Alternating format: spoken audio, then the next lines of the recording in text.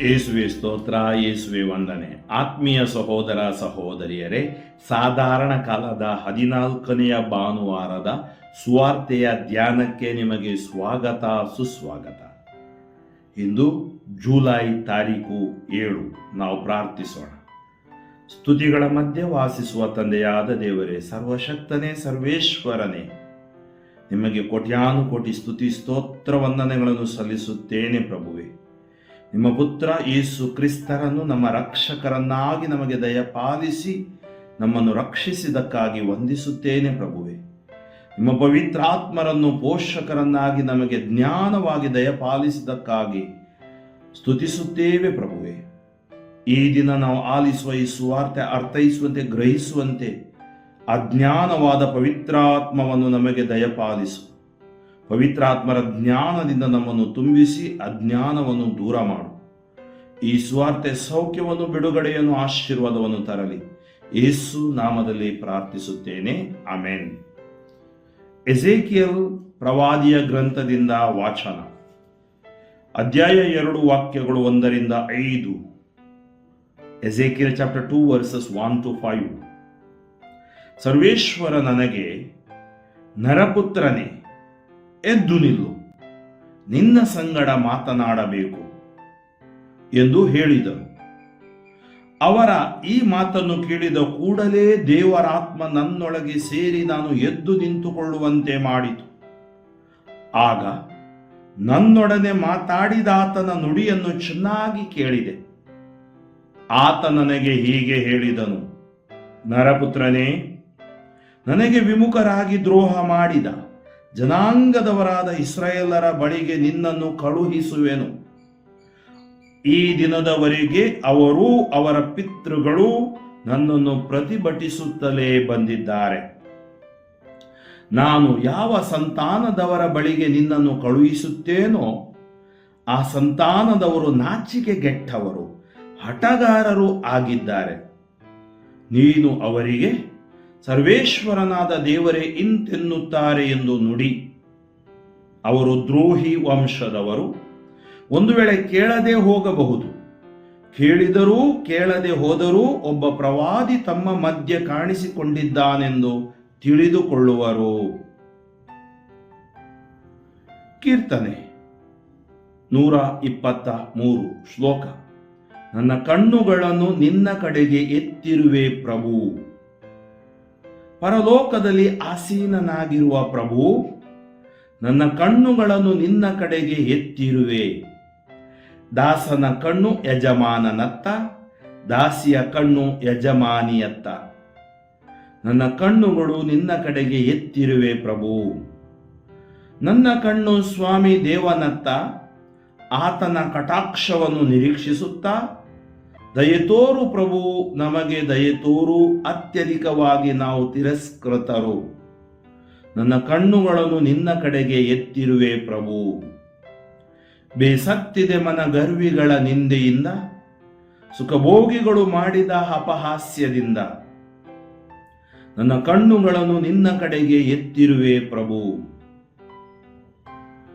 ಪೌಲನು ಕೊರಿಂಥ್ಯರಿಗೆ ಬರೆದ 2ನೆಯ ಪತ್ರದಿಂದ ವಾಚನ. ಅಧ್ಯಾಯ 12 ವಾಕ್ಯಗಳು 7ರಿಂದ 10. 2 Corinthians chapter 12, 7 to 10. ನನಗೆ ತಿಳಿಸಲಾದ ಗಹನ ಸತ್ಯಗಳಿಂದ ನಾನು ಉಬ್ಬಿ ಹೋಗದ ಹಾಗೆ ನನ್ನ ದೇಹದಲ್ಲಿ ಶೂಲದಂತೆ ನಾಟಿರುವ ಬೇನೆಯೊಂದು ನನಗೆ ಕೊಡಲಾಯಿತು. ನಾನು ಅಹಂಕಾರ ಪಡದ ಹಾಗೆ ಇದು ನನ್ನನ್ನು ತಿವಿದು ತಿವಿದು ಸೈತಾನನ ದೂತನಂತೆ ಕಾಡಿಸುತ್ತಿತ್ತು. ಈ ಪೀಡೆ ನನ್ನನ್ನು ಬಿಟ್ಟು ತೊಲಗಲೆಂದು ನಾನು 3 ಸಾರಿ ಪ್ರಭುವಿನಲ್ಲಿ ಬೇಡಿಕೊಂಡೆ. ಅದಕ್ಕವರು, ನನ್ನ ಅನುಗ್ರಹವೇ ನಿನಗೆ ಸಾಕು, ನನ್ನ ಶಕ್ತಿ ಪರಿಪಕ್ವವಾಗುವುದು ನಿಶ್ಶಕ್ತಿಯಲ್ಲೇ ಎಂದು ಹೇಳಿದರು. ಕ್ರಿಸ್ತ ಯೇಸುವಿನ ಶಕ್ತಿ ನನ್ನಲ್ಲಿ ನೆಲೆಸುವಂತೆ ನನ್ನ ನಿಶ್ಶಕ್ತಿಯನ್ನು ಕುರಿತು ಮತ್ತಷ್ಟು ಹೆಮ್ಮೆ ಪಡುತ್ತೇನೆ. ದುರ್ಬಲತೆಗಳಲ್ಲೂ, ದುರವಸ್ಥೆಗಳಲ್ಲೂ, ಮಾನ ನಷ್ಟದಲ್ಲೂ, ಕಷ್ಟ ಹಿಂಸೆಗಳಲ್ಲೂ, ಆಪತ್ತು ವಿಪತ್ತುಗಳಲ್ಲೂ ನಾನು ಕ್ರಿಸ್ತ ಯೇಸುವಿನ ನಿಮಿತ್ತ ಸಂತುಷ್ಟನಾಗಿದ್ದೇನೆ. ನಾನು ಬಲಶಾಲಿಯಾಗಿರುವುದು ಬಲಹೀನನಾಗಿರುವಾಗಲೇ. ಘೋಷಣೆ. ಅಲ್ಲೇಲುಯ, ಅಲ್ಲೇಲುಯ. ಸಾಯಬೇಕಾಗಿ ಬಂದರೂ ಸ್ವಾಮಿ ನಿಷ್ಠೆಯಿಂದಿರು. ನಾನು ಜೀವವೆಂಬ ಜಯಮಾಲೆಯನ್ನು ನಿನಗೆ ಕೊಡುತ್ತೇನೆ. ಅಲ್ಲೇಲುಯ. ಮಾರ್ಕನು ಬರೆದ ಪವಿತ್ರ ಶುಭ ಸಂದೇಶದಿಂದ ವಾಚನ. ಅಧ್ಯಾಯ 6 ವಾಕ್ಯಗಳು 1-6. ಯೇಸು ಸ್ವಾಮಿ ಅಲ್ಲಿಂದ ಹೊರಟು ತಮ್ಮ ಸ್ವಂತ ಊರಿಗೆ ಹೋದರು. ಶಿಷ್ಯರು ಅವರನ್ನು ಹಿಂಬಾಲಿಸಿದರು. ಸಬ್ಬ ದಿನ ಅಲ್ಲಿಯ ಪ್ರಾರ್ಥನಾ ಮಂದಿರದಲ್ಲಿ ಉಪದೇಶ ಮಾಡತೊಡಗಿದರು. ಕಿಕ್ಕಿರಿದು ನೆರೆದಿದ್ದ ಜನರು ಯೇಸುವಿನ ಬೋಧನೆಯನ್ನು ಕೇಳಿ ಬೆರಗಾದರು. ಇದೆಲ್ಲ ಇವನಿಗೆ ಎಲ್ಲಿಂದ ಬಂದಿತು? ಇವನು ಪಡೆದಿರುವ ಜ್ಞಾನವಾದರೂ ಎಂಥದ್ದು? ಇವನಿಂದ ಮಹತ್ ಕಾರ್ಯಗಳು ಆಗುವುದಾದರೂ ಹೇಗೆ? ಇವನು ಆ ಬಡಗಿಯಲ್ಲವೇ? ಇವನಿಂದ ಮಹತ್ ಕಾರ್ಯಗಳು ಆಗುವುದಾದರೂ ಹೇಗೆ? ಇವನು ಆ ಬಡಗಿಯಲ್ಲವೇ? ಮರಿಯಳ ಮಗನಲ್ಲವೇ? ಯಾಕೋಬ, ಯೋಸೆ, ಯೂದ ಮತ್ತು ಸಿಮೋನರ ಸಹೋದರನಲ್ಲವೇ? ಇವನ ಸಹೋದರಿಯರು ಇಲ್ಲಿಯೇ ವಾಸ ಮಾಡುತ್ತಿಲ್ಲವೇ ಎಂದು ಹೇಳುತ್ತಾ ಯೇಸುವನ್ನು ತಾತ್ಸಾರ ಮಾಡಿದರು. ಆಗ ಯೇಸು, ಪ್ರವಾದಿಗೆ ಬೇರೆ ಎಲ್ಲಿಯಾದರೂ ಗೌರವ ದೊರಕೀತು, ಆದರೆ ಸ್ವಗ್ರಾಮದಲ್ಲಿ, ಸ್ವಜನರಲ್ಲಿ, ಸ್ವಗ್ರಹದಲ್ಲಿ ಗೌರವ ದೊರಕದು ಎಂದರು. ಕೆಲವು ರೋಗಿಗಳ ಮೇಲೆ ಕೈಗಳನ್ನೆರಿಸಿ ಅವರನ್ನು ಗುಣಪಡಿಸಿದ್ದನ್ನು ಬಿಟ್ಟರೆ ಇನ್ನಾವ ಮಹತ್ತಾದ ಕಾರ್ಯಗಳನ್ನು ಅವರು ಅಲ್ಲಿ ಮಾಡಲಾಗಲಿಲ್ಲ. ಆ ಜನರ ಅವಿಶ್ವಾಸವನ್ನು ಕಂಡು ಯೇಸುವಿಗೆ ಬಹಳ ಅಚ್ಚರಿಯಾಯಿತು. ಪ್ರಭು ಯೇಸುವಿನಲ್ಲಿ ಆತ್ಮೀಯ ಸಹೋದರ ಸಹೋದರಿಯರೇ, ಆ ಜನರ, ತಮ್ಮ ಸ್ವಂತ ಊರಿನ ಜನರ ಅವಿಶ್ವಾಸವನ್ನು ಕಂಡು ಯೇಸುವಿಗೆ ಅಚ್ಚರಿ ಆಯಿತು. ಇವತ್ತು ನಮ್ಮ ಊರಿನ ಅವಿಶ್ವಾಸವನ್ನು ಕಂಡು ಅಚ್ಚರಿ ಆಗಲೂ ಬಹುದಲ್ಲವೇ? ಗುರುವಾಗಿ, ಧರ್ಮ ಭಗಿನಿಯಾಗಿ ನಮ್ಮ ಅವಿಶ್ವಾಸವನ್ನು ಕಂಡು ಅಚ್ಚರಿಯಾಗಬಹುದಲ್ಲವೇ? ಆತ್ಮೀಯರೇ, ಒಂದಂತೂ ಸಂದೇಶ ಸ್ಪಷ್ಟ: ವಿಶ್ವಾಸಿಸು, ಅವಿಶ್ವಾಸಿಯಾಗಿರಬೇಡ. ಏನು ನಮ್ಮನ್ನು ಅವಿಶ್ವಾಸಿಯನ್ನಾಗಿ ಮಾಡುತ್ತೆ? ನಮ್ಮಲ್ಲಿರುವ ತಾತ್ಸಾರ, ಮತ್ಸರ, ಇವುಗಳೆಲ್ಲ, ಹಠಮಾರಿತನ. ದೇವರು ಎಜೇಕಿಯೇಲ್ ಪ್ರವಾದಿಯ ಮೂಲಕ ತನ್ನ ಜನರೊಂದಿಗೆ, ಅಂದ್ರೆ ಇಸ್ರಾಯೇಲ್ ಜನರೊಂದಿಗೆ ಮಾತಾಡ್ತಾರೆ. ಆ ಸಂತಾನದವರು ನಾಚಿಕೆಗೆಟ್ಟವರು, ಹಠಮಾರರು ಆಗಿದ್ದಾರೆ, ಹಠಗಾರರು. ಅವರಿಗೆ ಒಂದು ಸಂದೇಶ ಬೇಕು. ತಮ್ಮ ಮಧ್ಯೆ ಪ್ರವಾದಿ ಬಂದಿದ್ದಾರೆ ಎಂಬ ಒಂದು ಸಂದೇಶ ಆದರೂ ಬರಲಿ. ಬೇರೆಯವರು ಸ್ವೀಕರಿಸಿದ್ರು ಪರವಾಗಿಲ್ಲ, ಆಮೇಲೆ ನಾನು ಸರಿ ಮಾಡ್ತೀನಿ. ಅದಕ್ಕಾಗಿ ಆ ದೇವರಿಗೆ ವಿಮುಖರಾದ, ದ್ರೋಹ ಮಾಡಿದ ಜನಾಂಗದವರ ಬಳಿಗೆ ದೇವರು ಎಜೇಕಿಯೇಲನನ್ನು ಕಳಿಸ್ತಾರೆ. ಅವರ ಪಿತೃಗಳು ಅವರು ಪ್ರತಿಭಟಿಸುತ್ತಲೇ ಬಂದಿದ್ದಾರೆ, ಇದು ದೇವರಿಗೆ ಗೊತ್ತು. ಆದರೂ ದೇವರು ಕಳಿಸ್ತಾರೆ. ದೇವರ ವಾಕ್ಯ, ಸ್ವಾರ್ಥ, ನಿರಂತರ, ನಿರರ್ಗಳ, ಯಾರೂ ನಿಲ್ಲಿಸಲಿಕ್ಕಾಗಲ್ಲ. ಮನುಷ್ಯೇತರವನ್ನು ದೇವರ ಮುಂದೆ ಜಂಬ ಕೊಚ್ಚಿಕೊಳ್ಳಲು, ದರ್ಪ, ಅಹಂಕಾರ, ಗರ್ವ ಮಾಡಲು ದೇವರಿಗೊಂದು ಕ್ಷಣ ಸಾಕು. ಆದರೂ ಅಂದಿನಿಂದಲೂ ಇಂದಿನವರೆಗೂ ಈ ಹಠಗಾರರು, ಹಠಮಾರಿತನ ಇದೆಲ್ಲ ಪ್ರತಿಭಟಿಸುತ್ತಲೇ ಇರುವುದು. ದೇವರು ಅವನನ್ನು ಕಳಿಸ್ತಾರೆ, ಹೋಗು. ಯಾಕೆ ಹೋಗ್ಬೇಕಂದ್ರೆ ಅವರು ಸರ್ವೇಶ್ವರನಾದ ದೇವರು ನಮ್ಮ ಜೊತೆಗೆ ಪ್ರವಾದಿಯ ಮುಖಾಂತರ ಕಾಣಿಸಿಕೊಂಡಿದ್ದಾರೆ ಎಂಬುದಾಗಿ ಅವರು ತಿಳಿಯಲಿ. ಆವಾಗ ಅವರಿಗೆ ಜ್ಞಾನೋದಯವಾಗುವಂತೆ ನಾನು ಮಾಡ್ತೀನಿ. ಪ್ರವಾದಿಯ ಕೆಲಸ ಸುವಾರ್ತೆ ಸಾರುವುದು, ಪ್ರವಾದನೆ ಮಾಡುವುದು. ದೇವರ ಕೆಲಸ ಅವರನ್ನು ಪರಿವರ್ತಿಸುವುದು, ಆಶೀರ್ವದಿಸುವುದು, ಅದು ದೇವರಿಗೆ ಬಿಟ್ಟಿತ್ತು. ಸರ್ವೇಶ್ವರನಾದ ದೇವರು ಹೇಳ್ತಾರೆ, ದ್ರೋಹಿ ವಂಶದವರು ಒಂದು ವೇಳೆ ಕೇಳದೆ ಹೋಗಬಹುದು. ನೋಡಿ, ಯೇಸುವಿನ ಊರಿನವರು ಕೇಳದೆ ಹೋದರು, ಕೇಳಿದರು, ಕೇಳದೆ ಹೋದರು. ಕೆಲವರಿಗೆ ಸೌಖ್ಯ ಸಿಕ್ತು, ಕೇಳಿದ್ರು, ಕೆಲವರು ಕೇಳಲಿಲ್ಲ. ಒಬ್ಬ ಪ್ರವಾದಿ ತಮ್ಮ ಮಧ್ಯೆ ಕಾಣಿಸಿಕೊಂಡಿದ್ದೇನೆಂದು ತಿಳಿದುಕೊಳ್ಳುವರು. 6ನೇ ಅಧ್ಯಾಯ ಯೋಹಾನ ಶುಭ ಸಂದೇಶ, ಯೇಸು ಸುವಾರ್ತೆ ಸಾರ್ತಾರೆ, ಕೇಳ್ತಾರೆ, ಎಲ್ಲರೂ ಕೇಳ್ತಾರೆ, ಎಲ್ಲರೂ ಬಿಟ್ಟು ಹೋಗ್ತಾರೆ. ಎಲ್ಲರೂ ಬಿಟ್ಟು ಹೋಗ್ತಾರೆ. ಯಾರಿಗೆ ಬೇಕು ಈ ಸುವಾರ್ತೆ? ಯೇಸು ಶಪಿಸುವುದಿಲ್ಲ ಅವರನ್ನು. ದೇವರು ಯಾರನ್ನು ನಮ್ಮನ್ನು ಶಪಿಸುವುದಿಲ್ಲ. ನಮಗೆ ಕೊಟ್ಟ ಅವಕಾಶ, ಸ್ವಾತಂತ್ರ್ಯ, ಫ್ರೀಡಮ್ ಹಾಳು ಮಾಡಬಾರ್ದು. ನಾವು ದಾಸ್ಯತ್ವಕ್ಕೆ ಹೋಗಬಾರ್ದು. ಅಲ್ಲಿ ಯೇಸು ಸ್ವಾಮಿ ಶಿಷ್ಯರಿಗೆ ಹೇಳ್ತಾರೆ, ನೀವು ಹೋಗ್ಬೇಕಿದ್ದೀರಾ. 6ನೇ ಅಧ್ಯಾಯ 67ರಿಂದ 69 ಓದಿ. ನೀವು 6ನೇ ಅಧ್ಯಾಯ ಇಡೀ ಅಧ್ಯಾಯ ಓದಿ. ಅವರ ಪರಮ ಪ್ರಸಾದದ ಮೇಲೆ ಬೋಧನೆ. ನೀವು ಕೂಡ ಬಿಟ್ಟು ಹೋಗ್ಬೇಕೆಂದಿದ್ದೀರಾ. ಪೇತ್ರ ಹೇಳ್ತಾನೆ, ಯಾರಲ್ಲಿಗೆ ಹೋಗಲಿ ಸ್ವಾಮಿ, ನಿಮ್ಮಲ್ಲಿ ಜೀವ ಕೊಡುವ ವಾಕ್ಯವಿದೆ. ಇದು ಮನವರಿಕೆ. ಒಂದು ವೇಳೆ ಆ ಬೋಧಕ ಯಾರೇ ಆಗಲಿ, ಆ ವಾಕ್ಯಗಳು ಜೀವ ಕೊಡುವ ವಾಕ್ಯಗಳು ಎಂಬ ಆ ಒಂದು ಮನವರಿಕೆ ಮತ್ತು ವಿಶ್ವಾಸ ಇದ್ದರೆ ನಾವು ಆಶೀರ್ವಾದ ಹೊಂದುತ್ತೀವಿ. ಅಂಥ ವಿಶ್ವಾಸ ಇಲ್ಲಿ ಇರಲಿಲ್ಲ, ನಾವು ನೋಡ್ತೀವಿ. 2ನೇ ವಚನದಲ್ಲಿ ನಾವು ನೋಡುವುದಾದ್ರೆ, ಸಂತ ಪೌಲರು ಕೊರಿಂಥ್ಯರಿಗೆ ಬರೆಯುತ್ತಾರೆ. ಸಂತ ಪೌಲರನ್ನು ದೇವರು ಆರಿಸಿಕೊಂಡು ಅವರಿಗೆ ಪ್ರಕಟಣೆ ಪಡಿಸಿದ್ರು. ಅದಕ್ಕಾಗಿ ಅವರು ಹೇಳ್ತಾರೆ ನೋಡಿ, ನನಗೆ ತಿಳಿಸಲಾದ ಗಹನ ಸತ್ಯಗಳಿಂದ ನಾನು ಒಬ್ಬಿ ಹೋಗದ ಹಾಗೆ ನನ್ನ ದೇಹದಲ್ಲಿ ಶೂಲದಂತೆ ನಾಟಿರುವ ಬೇನೆಯೊಂದನ್ನು ನನಗೆ ಕೊಡಲಾಯಿತು. ಸ್ವಾರ್ತೆ ಸಾರುವವರಿಗೂ ರೋಗ ಇರುತ್ತೆ, ನೋವು, ದುಃಖ, ಚಿಂತೆ, ಬೇನೆ, ಬವಣೆ, ಇದೆಲ್ಲ ಯಾತನೆ ಇರುತ್ತೆ. ಅದು ಸಂತ ಪೌಲನಿಗೂ ಇತ್ತು. ನಾನು ಅಹಂಕಾರ ಪಡದ ಹಾಗೆ ಇದು ನನ್ನನ್ನು ತಿವಿದು ಸೈತಾನನ ದೂತನಂತೆ ಕಾಡಿಸುತ್ತಿತ್ತು. ನೋಡಿ, ನನ್ನೊಳಗಡೆ ಒಂದು ನೋವಿದೆ ಇರಬಹುದು, ಅದು ವ್ಯಾಧಿ ಇರಬಹುದು, ದುಃಖ ಇರಬಹುದು, ಏನೇ ಇರಬಹುದು, ನಮಗೂ ಇದೆ. ಅನೇಕ ಬಾರಿ ನಾವು ಅದನ್ನೇ ನೋಡಿ ಕೂತ್ಕೊಂಡ್ರೆ ನಾವು ಜಯ ಹೊಂದೋಲ್ಲ. ಅದಕ್ಕೆ ದೇವರು ಹೇಳ್ತಾರೆ, ಅವನು ಪ್ರಾರ್ಥಿಸಿದ, ಈ ಪೀಡೆ ನನ್ನನ್ನು ಬಿಟ್ಟು ತೊಲಗಲೆಂದು ನಾನು 3 ಸಾರಿ ಪ್ರಭುವಿನಲ್ಲಿ ಬೇಡಿಕೊಂಡೆ, ಯೇಸುವಿನಲ್ಲಿ ಬೇಡಿಕೊಂಡೆ. ಅದಕ್ಕೆ ಅವರೇನು ಹೇಳಿದ್ರು, ನನ್ನ ಅನುಗ್ರಹವೇ ನಿನಗೆ ಸಾಕು, ನನ್ನ ಶಕ್ತಿ ಪರಿಪಕ್ವವಾಗುವುದು ನಿಶಕ್ತಿಯಲ್ಲಿಯೇ ಎಂದು ಹೇಳಿದರು.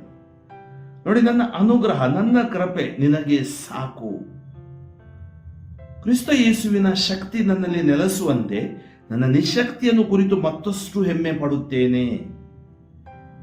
ದುರ್ಬಲತೆಗಳಲ್ಲೂ, ದುರವಸ್ಥೆಗಳಲ್ಲೂ, ಮಾನ ನಷ್ಟದಲ್ಲೂ, ಕಷ್ಟ ಹಿಂಸೆಗಳಲ್ಲೂ, ಆಪತ್ತು ವಿಪತ್ತುಗಳಲ್ಲೂ ನಾನು ಕ್ರಿಸ್ತ ಯೇಸುವಿನ ನಿಮಿತ್ತ ಸಂತುಷ್ಟನಾಗಿದ್ದೇನೆ. ಇದನ್ನೇ ರೋಮನರಿಗೆ ಬರೆದ ಪತ್ರಿಕೆ 8ನೇ ಅಧ್ಯಾಯದಲ್ಲೂ ಕೂಡ ಹೇಳ್ತಾ ಇದ್ದಾರೆ ಅವರು. 31ನೇ ವಾಕ್ಯದಲ್ಲಿ, ದೇವರು ನಮ್ಮ ಪಕ್ಷದಲ್ಲಿರಲು ನಮ್ಮನ್ನು ವಿರೋಧಿಸುವವರು ಯಾರು, ಅದರ ಹಿಂದೆ ಅವರು ಹೇಳ್ತಾರೆ, ನೀರಡಿಕೆ, ಹಿಂಸೆ, ಕಷ್ಟ, ನಷ್ಟ, ನೋವು, ಸಾವು ಯಾವುದು ಕ್ರಿಸ್ತ ಯೇಸುವಿನ ಪ್ರೀತಿಯಿಂದ ನಮ್ಮನ್ನು ಬೇರ್ಪಡಿಸಲಾರದು. ಅದಕ್ಕೆ ಇವತ್ತು ಹೇಳ್ತಾನೆ, ಇವತ್ತು ಹೆಮ್ಮೆ ಪಡ್ತೀವಿ ದುರ್ಬಲತೆಯಲ್ಲೂ. ಯಾಕೆ? ಮಾನ ನಷ್ಟದಲ್ಲೂ, ಕಷ್ಟ ಹಿಂಸೆಗಳಲ್ಲೂ, ಆಪತ್ತು ವಿಪತ್ತುಗಳಲ್ಲೂ ನಾನು ಕ್ರಿಸ್ತ ಯೇಸುವಿನ ನಿಮಿತ್ತ ಸಂತುಷ್ಟನಾಗಿದ್ದೇನೆ. ನಾನು ಬಲಶಾಲಿಯಾಗಿರೋದು ಬಲಹೀನನಾಗಿರುವಾಗಲೇ. ನೋಡಿ, ನಮಗೆ ಬಲ, ಶಕ್ತಿ ನಮ್ಮ ಬಲಹೀನತೆಯಲ್ಲಿ ದೇವರು ಕೊಡ್ತಾರೆ, ನಾವು ವಿಶ್ವಾಸಿಗಳಾಗಿ ವಿಧೇಯರಾಗಿ ಜೀವಿಸಿದಾಗ. ಇಂದಿನ ಶುಭ ಸಂದೇಶದಲ್ಲಿ ನಾವು ಯೇಸುವಿಗೆ ತನ್ನ ಊರಿನಲ್ಲಿ ಗೌರವ ಸಿಗದಿರುವುದನ್ನು ನಾವು ನೋಡ್ತೀವಿ. ಯೇಸು ಸ್ವಾಮಿ ತಮ್ಮ ಸ್ವಂತ ಊರಿಗೆ ಹೋಗ್ತಾರೆ. ಶಿಷ್ಯರು ಅವರನ್ನು ಹಿಂಬಾಲಿಸ್ತಾರೆ. ಪ್ರಾರ್ಥನಾ ಮಂದಿರದಲ್ಲಿ ಅವರು ಬೋಧಿಸತೊಡಗಿದರು. ಕಿಕ್ಕಿರಿದು ನೆರೆದಿದ್ದ ಜನರು ಯೇಸುವಿನ ಬೋಧನೆಯನ್ನು ಕೇಳಿ ಬೆರಗಾದರು. ಅವರಿಗೆ ಅರ್ಥವಾಗಲಿಲ್ಲ, ಇದೆಲ್ಲ ಎಲ್ಲಿಂದ ಬಂತು, ಈ ಜ್ಞಾನ ಎಲ್ಲಿಂದ ಬಂತು, ಈ ಮಹತ್ ಕಾರ್ಯಗಳು ಆಗುವುದು ಹೇಗೆ? ಇವನು ಬಡಗಿಯಲ್ಲವೇ, ಮರಿಯಳ ಮಗನಲ್ಲವೇ, ಇವನು ಸಹೋದರರು ಅಂದ್ರೆ ಕಸಿನ್ಸ್ ಎಲ್ಲ ಇಲ್ಲಿ ಇದ್ದಾರಲ್ಲವೇ ಎಂದು ಹೇಳುತ್ತಾ ಯೇಸುವನ್ನು ತಾತ್ಸಾರ ಮಾಡಿದರು.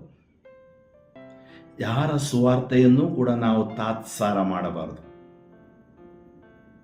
ನಾವು ಅದನ್ನು ಈ ನಮ್ಮ ಲೌಕಿಕ ಜ್ಞಾನದಲ್ಲಿ ಸ್ವೀಕರಿಸೋಲ್ಲ, ವಿಶ್ವಾಸದಲ್ಲಿ ಸ್ವೀಕರಿಸುತ್ತೇವೆ. ವಿಶ್ವಾಸದ ಸತ್ಯಗಳನ್ನು ನಮಗೆ ಪವಿತ್ರಾತ್ಮರ ಮೂಲಕ ದೇವರು ಅರುಹುತ್ತಾರೆ. ಅದಕ್ಕಾಗಿ ಈ ವಿಶ್ವಾಸದ ಸತ್ಯಗಳನ್ನು ನಾವು ನಂಬಬೇಕು. ಯಾರ ಬಲಹೀನತೆ ನೋಡಿ ನಾವು ಅದನ್ನು ಅಪಮಾನಿಸಬಾರದು ಅಥವಾ ಅವಮಾನಿಸಬಾರದು. ಯೇಸು ಅವರ ತಾತ್ಸಾರವನ್ನು ನೋಡಿ ಹೇಳಿದ್ರು, ಪ್ರವಾದಿಗೆ ಬೇರೆ ಎಲ್ಲಿಯಾದರೂ ಗೌರವ ದೊರಕಿತ್ತು, ಆದರೆ ಸ್ವಗ್ರಾಮದಲ್ಲಿ, ಸ್ವಜನರಲ್ಲಿ, ಸ್ವಗ್ರಹದಲ್ಲಿ ಗೌರವ ದೊರಕದು. ನೋಡಿ, ಹಳೆ ಒಡಂಬಡಿಕೆಯಲ್ಲಿ ದೇವರು ಇಸ್ರಾಯೇಲ್ ಜನಾಂಗದವರ ಮಧ್ಯೆ ಅದ್ಭುತಗಳನ್ನು ಮಾಡ್ತಿದ್ರು, ಅವ್ರು ಕಾಣ್ತಿರ್ಲಿಲ್ಲ. ಈಗ ಮನುಷ್ಯ ರೂಪದಲ್ಲಿ ದೇವರು ನಮ್ಮ ಮಧ್ಯೆ ಬಂದಿದ್ದಾರೆ, ಜೀವಿಸ್ತಾ ಇದ್ದಾರೆ. ಕಾಣ್ತಾ ಇರುವಾಗ ಇದು ಆರ್ಡಿನರಿ ಆಗಿಬಿಟ್ರು. ಅದಕ್ಕಾಗಿ ಅವರಲ್ಲಿ ತಾತ್ಸಾರ ಮನೋಭಾವ ಮೂಡುತ್ತೆ. ನಮಗೂ ಕೇವಲ ಹೆಸರಿಗಾಗಿ ನಾವು ಅಥವಾ ನಾಮಕಾವಸ್ಥೆ ಅಂತೀವಿ, ಹಾಗೆ ಮಾಡಬಾರ್ದು. ಯಾವುದೇ ನಮ್ಮ ಕಾರ್ಯಗಳು ಯೇಸುವಿಗಾಗಿ ವಿಶ್ವಾಸದಿಂದ ನಾವು ಮಾಡತಕ್ಕದ್ದು. ಯೇಸು ಏನ್ ಮಾಡಿದ್ರು, ಆ ಊರಿನಲ್ಲಿ ಕೆಲವು ರೋಗಿಗಳ ಮೇಲೆ ಕೈಗಳನ್ನೆರಿಸಿ ಅವರನ್ನು ಗುಣಪಡಿಸಿದ್ದಾರೆ. ಅದನ್ನು ಬಿಟ್ಟರೆ ಯಾವುದು ಮಹತ್ ಕಾರ್ಯ ಮಾಡೋದು ಅವರಿಂದ ಆಗಲಿಲ್ಲ.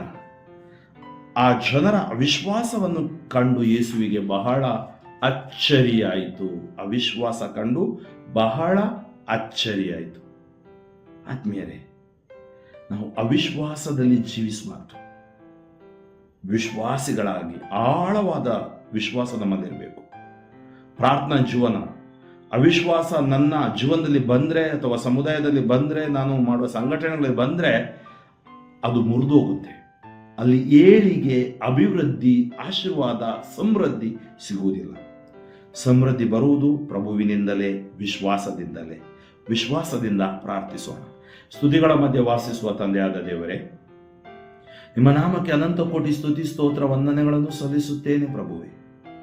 ಈ ದಿನ ನಾವು ಆಲಿಸಲಿರುವ ಈ ಸುವಾರ್ತೆಯನ್ನು ಆಶೀರ್ವದಿಸು, ಗ್ರಹಿಸುವಂತೆ ಅಭಿಷೇಕಿಸು. ಈ ಸುವಾರ್ತೆ ನಮಗೆ ಸೌಖ್ಯವನ್ನು ತರಲಿ. ಅವಿಶ್ವಾಸಿಗಳನ್ನು ವಿಶ್ವಾಸದೆಡೆಗೆ, ಅಂಧಕಾರದಲ್ಲಿರುವವರನ್ನು ಬೆಳಕಿನೆಡೆಗೆ, ಪಾಪದಲ್ಲಿರುವವರನ್ನು ಪರಿಶುದ್ಧತೆಡೆಗೆ ಕರೆತರಲು ಶಕ್ತರು ನೀವು ಪ್ರಭುವೇ. ನಿಮ್ಮ ಆತ್ಮರ ಶಕ್ತಿಯಿಂದ ನಾನು ಪ್ರಾರ್ಥಿಸುವಾಗ ನನ್ನ ಜನರನ್ನು ತುಂಬಿ ಅಭಿಷೇಕಿಸಿ ಆಶೀರ್ವದಿಸಿರಿ. ಎಲ್ಲ ರೋಗ ರುಜಿನ ಬಾಧೆ ಪೀಡೆ ಪಿಚಾಚಿಗಳ ಶಕ್ತಿಗಳು ಬಿಟ್ಟು ಹುಟ್ಟು ಬೂದಿಯಾಗಲಿ. ಯೇಸು ನಾಮದಲ್ಲಿ ಜಯ, ಯೇಸು ನಾಮದಲ್ಲಿ ರಕ್ಷಣೆ ಸಿಗಲಿ. ಯೇಸು ನಾಮದಲ್ಲಿ ಅವರ ಜೀವನ ಯಶಸ್ಸಾಗಲಿ. ಕೊನೆ ಉಸಿರಿರೋರಿಗೆ ನಿಮಗಾಗಿ ಬಾಳುವ ಕೃಪೆ ಸಿಗಲಿ. ಯೇಸು ನಾಮದಲ್ಲಿ ಪ್ರಾರ್ಥಿಸುತ್ತೇನೆ. Amen, amen, amen. ಆತ್ಮೀಯರೇ, ಈ ಸುವಾರ್ತೆಯನ್ನು ಸಾಧ್ಯವಾದಷ್ಟು ಜನರಿಗೆ ನೀವು ಮುಂದೆ ಮಾಡಿ, ನಿಮ್ಮ ಅಂತರ್ಜಾಲ ಅಥವಾ ಸಾಮಾಜಿಕ ಜಾಲತಾಣದಲ್ಲಿ ಅವರೂ ಕೂಡ ಪ್ರಭು ಯೇಸುವಿನ ಅನುಭವ, ಪ್ರೀತಿಯನ್ನು ಪಡೆಯಲೆಂದು ನಾನು ಆಶಿಸುತ್ತೇನೆ. ಆಮೆನ್.